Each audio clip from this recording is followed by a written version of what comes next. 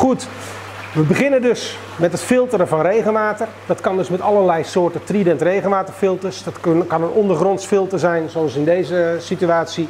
Dat kan een tankfilter zijn, een voorfilter, een Varitank schachtfilter. Er zijn allerlei manieren om dat regenwater te filteren. Er zijn allerlei verschillende Trident filters. En uiteindelijk gaat het gefilterde regenwater naar de tank. Nou, die tank zijn ook een heleboel varianten voor. Er zijn waterzakken, er zijn platte regenwatertanks, betonputten, ronde regenwatertanks, binnentanks. Je kan het zo gek niet bedenken of we hebben het. Maar uiteindelijk komt het water dus in een tank. En dan gebeurt er iets heel belangrijks.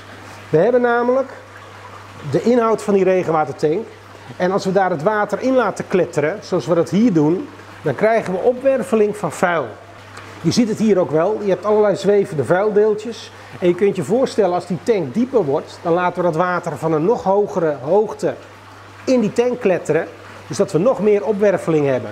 En dit is heel slecht voor de waterkwaliteit. Zo moet je het dus niet doen.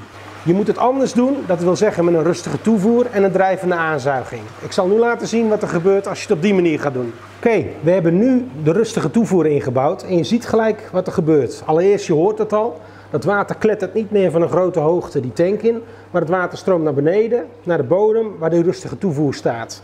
En hier komt dat water heel rustig omhoog. En je ziet het gebeuren, je krijgt heel zuurstofrijk water. Het gevolg daarvan, van die hele kleine luchtbelletjes, is dat vuildeeltjes, de hele kleine vuildeeltjes die door het filter gekomen zijn, die hechten zich aan die hele kleine luchtbelletjes. En die gaan twee dingen doen. Of die gaan drijven op het moment dat het lichter is dan water. Denk aan olie, denk aan stuifmeel, dat soort materiaal, dat gaat drijven. En je hebt een laag vuil wat gaat zinken, wat zwaarder is dan water. Dus dat gaat niet drijven, dat gaat naar de bodem. Dan krijg je na verloop van tijd een sedimentlaag op de bodem. En die moet je 1 keer in de 5 jaar ongeveer met een kergerzuiger even wegzuigen. En dan blijft je waterkwaliteit in balans. Maar op deze manier heb je dus een hele rustige atmosfeer in je tank. Dus je hebt hier sedimentatie en bovenin flotatie. Het gevolg daarvan is dat de waterkwaliteit heel hoog is en de zuiverheid van het water ook heel hoog. Want in dit deel heb je kraakhelder water wat vrij is van vuildeeltjes. En vanaf deze hoogte, vanaf dit deel, zuigen we het water aan met die drijvende aanzuiging. Dus hier pakt de regenwaterpomp uit die drijvende aanzuiging ongeveer 15 centimeter onder het wateroppervlak al het water vandaan.